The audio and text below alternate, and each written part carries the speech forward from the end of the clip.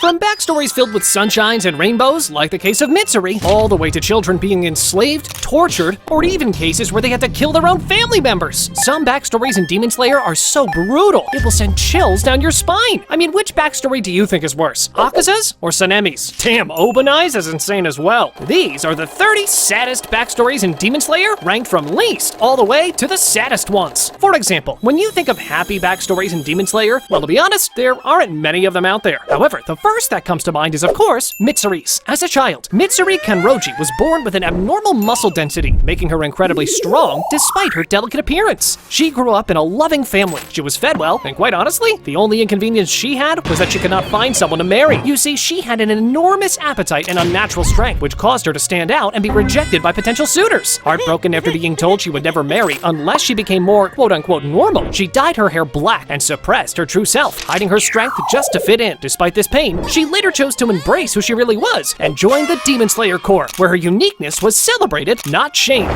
Now, this was just level 0, and well, let's just say that as we keep ascending the levels, the backstories keep getting sadder and sadder. Now, let's move on to level 1, beginning with Zenitsu. Well, for him, I'd say the tragic thing from his backstory was pretty much his fault to begin with, as let's face it, that's what happens when you're an incurable simp. You see, Zenitsu fell into massive debts because of his soft nature. He was taken advantage of by women, which caused him to accumulate a debt that would be around 600,000 yen in modern currency, or about 4,000 USD. And I know this doesn't sound like a lot, but believe me, back in the day, aka the time period Demon Slayer takes place in, this was a lot. And I mean a lot. This massive amount of debt came from his 7 ex-girlfriends. Despite all of them being beautiful, they treated Zenitsu like a slave, tricked him, as well as robbed him of his money. Zenitsu also never got to even hold their hands. Damn, bro, get a hint. Stop being a simp. But talking about people that were responsible for their own downfall, well, here we should talk about Hantengu next. Even as a child, Hantengu was a frequent liar who deflected blame towards him onto anyone else. Whenever something happened, he would play the part of the victim and did anything he could in order to make others around him look bad as a way to gain sympathy. Throughout most of his adult life, Hantengu committed many heinous crimes. He stole from people, murdered a lot of them, all while claiming that he was innocent, even once claiming that his hands alone were solely to blame for his actions, thus hinting that he was also mentally unstable and delusional due to his claims. He was even married several times and had children, but falsely believed he was being mistreated and killed his many wives and children in retaliation. He was eventually caught and sentenced to death before Muzan found him and turned him into a demon. And yet these two were not the only ones responsible for their downfall. Let's talk about Michikatsu next. Michikatsu Sugikuni, later known as Kokushibo, was the twin brother of Yoriichi, with Michikatsu being born just a few seconds before Yoriichi, thus making him the legitimate heir to his father's titles. Born into a samurai family, Michikatsu was originally the favorite child, both because he was born earlier, but also because Yoriichi featured a birthmark that was considered a bad omen back then. As time passed, however, and Yoriichi started displaying his immense natural talent, Michikatsu snapped. Despite training hard, Michikatsu could never surpass his brother. As he aged and faced mortality, fear consumed him. He couldn't bear the thought of dying while Yoriichi remained perfect. In desperation, he accepted Muzan's offer to become a demon, gaining power and immortality, but at the cost of his humanity and family. He lived centuries in regret, haunted by the fact that he would never surpass his brother, even in death. A tragic fact about him was some power-ups like Selfless State could only be achieved if Michikatsu actually stopped being jealous of his brother. But speaking about Upper Moon demons, let's talk about Rui now. Born as a sickly child, Rui could barely walk or breathe, and his parents loved and cared for him deeply despite his fragile nature.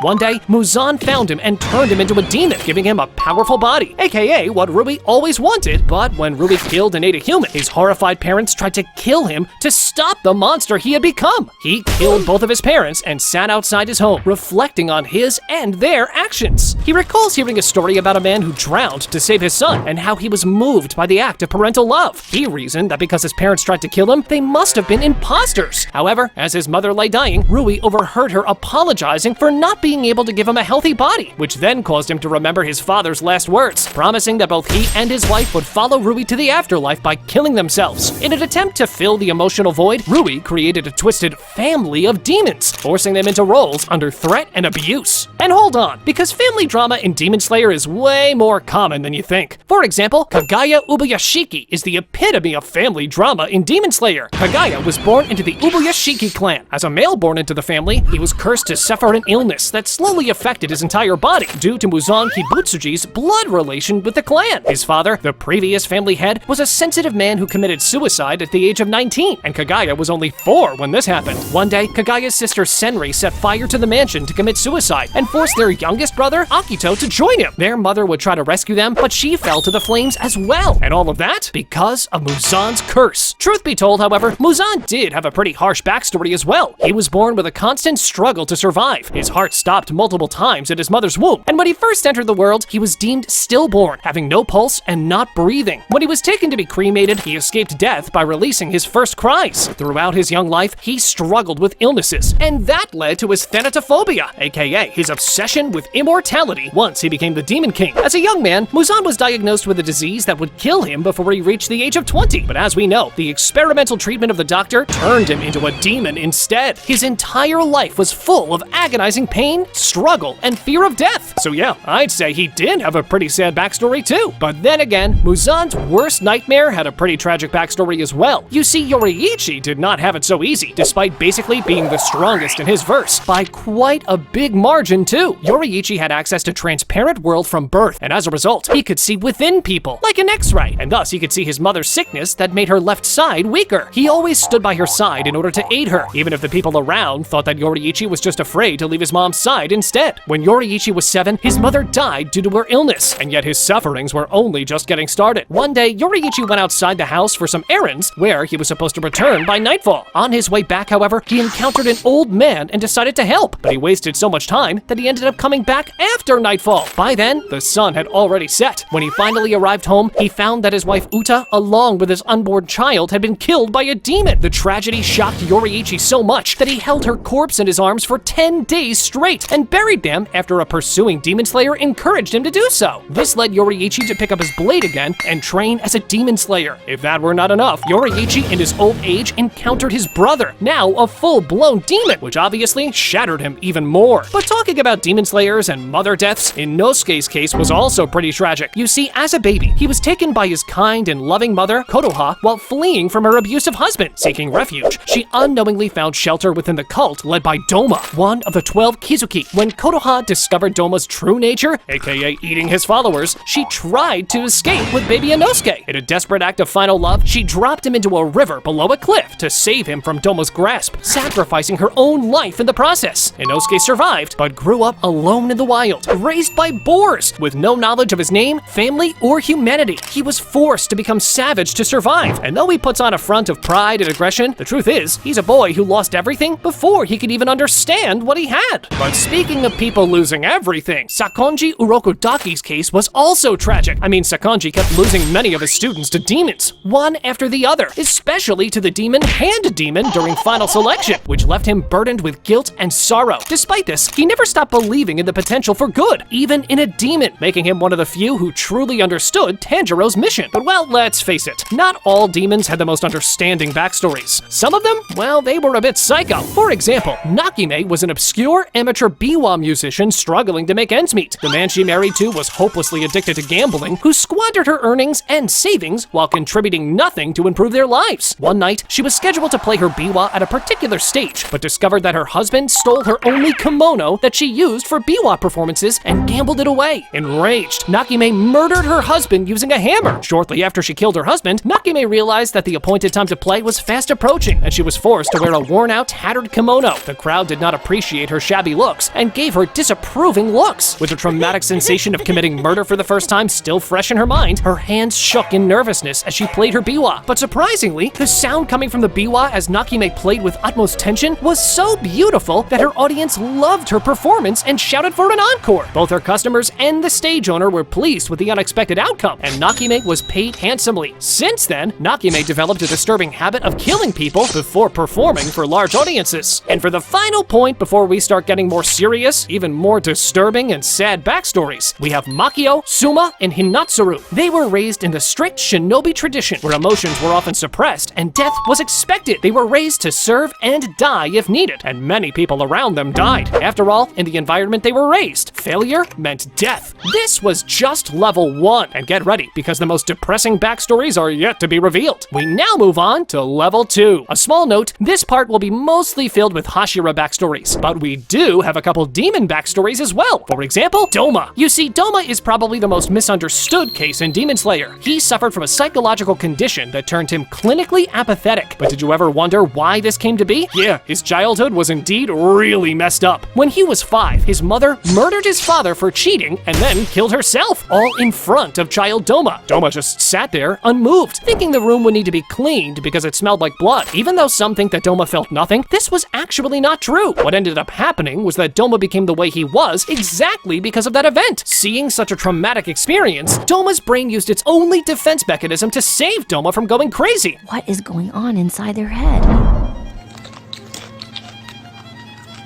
Turning him apathetic, unable to feel or experience any emotion from here onwards. At the end of the day, the only thing Doma wanted as a kid was to be loved. He never had someone that truly showed him love besides the people in his cult that showed him love only out of fear, which fits Doma's character perfectly, as this fake emotion of love he received is the same type of fake emotions he displayed later on in life as a demon. But well, since we mentioned Doma, how about we go to Shinobu now, since, you know, they share a connection. Okay, so as a child, Shinobu lived peacefully with her older sister Kane until a demon attacked and slaughtered their family. The two sisters survived and became demon slayers, vowing to prevent others from experiencing the same pain. Kane was Shinobu's guiding light, gentle, kind, and always hopeful, even toward demons. But that light was extinguished when Upper Moon 2, Doma, killed Kane right before Shinobu's eyes. That loss changed Shinobu forever. Though she maintained a cheerful, soft-spoken demeanor, it became a mask, hiding the seething hatred and sorrow that consumed her. And that's exactly what makes her fight against Doma even more tragic. And yet Shinobu was not the only one who lost a sibling early on in life, because Muichiro experiences something similar. Muichiro and his older twin brother Yuichiro were born to a woodcutter and his wife. When they were 10 years old, their mother caught a cold, which developed into bronchitis, eventually killing her. Their father, who had gone to fetch medicinal herbs for their mother during a storm, ended up falling off a cliff to his death. The two orphaned siblings survived together, with Muichiro taking after the emotional and kind nature of their father. Contrary to him, Yuichiro held a cold and impassive outlook on life, embittered by his parents' unnecessary deaths. In the following summer, when the twins were 11, a demon arrived at their cabin during the night and attacked, resulting in Yuichiro losing his left arm while trying to protect Muichiro. As the demon insulted and taunted them for their worthlessness, Muichiro lost himself in a rage and attacked the demon with all the tools at their disposal. By sunrise, the demon withered into ash, and Muichiro dragged himself back to the house. There, he found Yuichiro near death, praying to the heavens that his brother might survive. He laid next to his brother and grasped his hand as he passed away. Afterwards, Muichiro would lose his memories and leave his old life behind to serve the Demon Slayer Corps. With his memories gone, Muichiro began taking after his older twin brother's personality and became aloof and indifferent. However, he always felt an incredible anger deep inside of him, which drove him to hunt demons. Someone who was exactly the opposite now, aka always calm, happy, and composed, was Rengoku.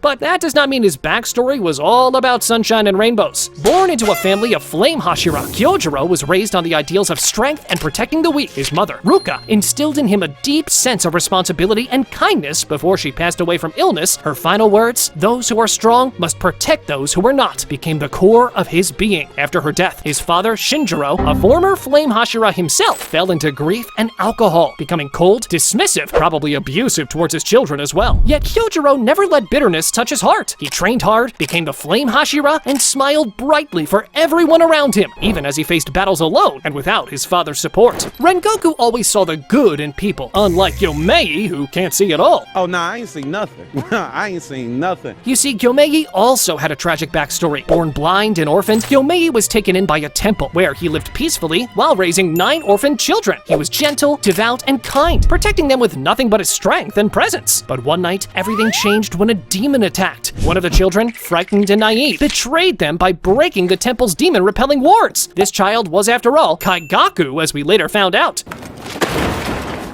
The demon slaughtered the others while Gyomei fought to protect them, using only his bare hands and prayer beads. He managed to kill the demon as dawn broke, but when the authorities arrived, they blamed him for the massacre. Condemned as a murderer, Gyomei sat on death row until Kagaya Ubuyashiki intervened and saw the truth in him. From there, Gyomei joined the Demon Slayer Corps and became a Hashira. Gyomei also took in a close student, Genya, but well, his backstory wasn't easy either. Genya grew up in an abusive household with 5 siblings. His father was violent, and his mother tried tried her best to protect her children. One night, however, she didn't return home, and later that night, she did come back, but as a demon. She killed several of Genya's siblings right in front of him. In the chaos, Genya watched his older brother, Sanemi, kill their demon-turned mother with his own hands to protect them. But in his shock and pain, Genya lashed out at Sanemi, calling him a murderer. The moment tore them apart, but in reality, neither of them stopped caring about the other. Losing your siblings sucks, right? Well, ask Tengen. He lost 9 of them. Born into a brutal shinobi clan, Tengen and his siblings were raised to be killers, with no identity beyond mission and obedience. 3 of the 9 children died before they even reached 10 years old due to overzealous training. With the remaining 6 of his siblings, they were forced to kill each other on their father's orders without them knowing who they fought, as their heads and faces were covered with masks. Tengen realized his father's trick only after he had killed 2 of his brothers. By the age of 15, 7 of his siblings had already died, leaving only him and his younger brother, who's 2 years his younger. His brother had embraced their father's cold ideology, while Tengen rejected it entirely. He later joined the Demon Slayer Corps and vowed to fight with flamboyance, heart, and a code of honor. Tengen was a proud Demon Slayer, unlike Giyu now, who felt dishonored, ashamed, and lowered himself as a fraud. As a child, Giyu lost his sister when she sacrificed herself to protect him from a demon, but when he tried to tell others what happened, no one believed him. They thought he was delusional and sent him to a clinic. He escaped and later trained to become a Demon Slayer, driven by guilt and the belief that he should have been the one to die instead. During final selection, he was saved by Sabito, a fellow trainee who fought off nearly all the demons alone to protect the others, only to be killed in the process. Giyu survived, but it felt like another stolen life, another death that should have been his. That guilt followed him for years, shaping him into the distant, stoic water Hashira. He often pushes people away, convinced he doesn't deserve to be called a Hashira, let alone praised. And for the last point of level 2, before we get really serious, Tamayo. Over 400 years ago, she was an ordinary woman with a husband and children, until she fell ill. In her desperation, she accepted help from Muzan Kibutsuji, who turned her into a demon. But instead of curing her, he cursed her with an endless hunger for human flesh. In her early demon years, she lost herself completely, devouring her own family and countless others, drowning in guilt and horror once she regained her mind. Consumed by remorse, Tamayo spent centuries trying to atone and dedicated her life to finding a cure for demonhood. Unlike other demons, she refused to harm humans, relying only on small amounts of donated blood to survive. She used her brilliant medical knowledge and her own cursed condition to help others, eventually becoming a key ally to Tanjiro and Nezuko. And now, the moment you've been waiting for, level 3. If you didn't cry yet, well, prepare to do so now, because we're moving on to the top tier of sad backstories. For example, when you're talking about the saddest backstory in Demon Slayer, well, for many, this is none other than Akaza's. Hear this. As a human, he was known as Hakuji, a boy born into poverty who stole in order to afford the medicine his sick father needed. But when his father found out, he took his own life rather than be a burden or even force his son to commit crimes in order for him to survive, leaving Hakuji devastated. Eventually, Hakuji was taken in by a kind martial arts master and fell in love with his daughter, Koyuki. For the first time, he had a purpose and a family. Just as things seemed to turn out for the better, tragedy struck again. Koyuki and her father were poisoned by a rival dojo out of jealousy. Hakuji lost everything he had fought to protect, and in his rage, he slaughtered the rival school with his bare hands. Amazed by what just happened, Muzan found him broken, furious, perfect for demonhood. At the start, Muzan even thought that this was the work of a demon and not a human. That's the kind of massacre Akaza left behind him, and that's how broken he really was. But then again, many claim that Obanai's backstory was even worse. Born into a twisted clan that worshipped a serpent demon, Obanai was the first male child born in 370 years. Because of this, he was treated as a gift for the demon, locked in a cage, isolated from the world, and fed only enough to survive. The clan raised him to be an offering, even carving his mouth into a permanent slit to resemble the snakes. At just 12 years old, Obanai realized the horror of his situation and escaped, but not before the demon slaughtered his entire family, except for one cousin who blamed him for everything. This left him with immense survivor's guilt and a belief that his life came at the cost of others. Something similar was Kanao's life as well. As a child, she was born into a brutally abusive household where neglect and violence were her norm. Starved, beaten, and treated as less than human, she eventually became so traumatized that she shut down emotionally, unable to speak, make decisions, or even react to pain. She was sold into slavery, treated like property, and her spirit was nearly erased. Her life changed when Kane and Shinobu Kocho found her. The two sisters rescued her, brought her to the butterfly estate, and gave her a chance to live freely. But even then, Kanao was too broken to choose for herself. So Shinobu gave her a coin, telling her to flip it whenever she couldn't decide, hoping hoping she'd eventually find the strength to trust her own heart. Okay, we previously mentioned Genya, but how about his brother Sanemi? Because let me tell you, he did have it even worse. Born into an abusive home, Sanemi took it upon himself to protect his younger siblings, especially Genya, like a second parent. When their father was finally gone, it seemed like peace might come, but fate had other plans. One night, their mother didn't return home. When she finally did, she was as a demon, and no longer their mother, basically. Sanemi fought her off with everything he had, ultimately killing her to protect his siblings. But in the chaos, Genya, too young to understand, saw Sanemi standing over their mother's body and accused him of murder. That moment shattered their bond and left Sanemi to carry the weight of both survival and blame. And even more than that, the only sibling he managed to save was Genya, who in his mind hated him as well. As we've mentioned, sibling dynamics and drama are indeed a common pattern in Demon Slayer, and a prime example is, of course, Taki and Gyutaro. Gyutaro was born disfigured, unwanted, and starving, mocked and abused simply for existing. His only form of happiness came when his baby sister Ume, later known as Daki, was born. She was beautiful, lively, and everything Gyutaro wasn't. But instead of resenting her, he adored her. He became her protector, her provider, and in a twisted world, her only family. Together, they scraped by. Gyutaro as a debt collector, Ume working her way into the courtesan world. But just when it seemed they might finally escape their suffering, tragedy struck. Ume was brutally burned alive by a samurai after stabbing him in defense, and Gyutaro found her dying body only to be ambushed and left to die as well. Bleeding and broken, he cursed the world, and the one who answered? Muzan. The siblings became demons together, clinging to each other for survival. And for the final characters of level 3, we left the protagonists for last, Tanjiro and Nezuko. They were part of a humble, kind family living peacefully in the mountains. Tanjiro is the eldest son who worked hard to support his mother and younger siblings. But one snowy day, everything changed. While Tanjiro was away selling charcoal, a demon attacked his home and slaughtered his entire family. Only Nezuko survived, but she had been turned into a demon. Instead of killing her, Tanjiro tried to save her with everything he had, especially when Giyu showed up ready to kill her. Thus, once Nezuko displayed consciousness of her own, Tanjiro vowed to turn her back into a human, no matter what it took. That single promise basically fueled everything we see in Demon Slayer right now. Click on this video next, where I'm explaining what would happen if Zenitsu was turned into a demon instead of Kaigaku. Go on, check it out!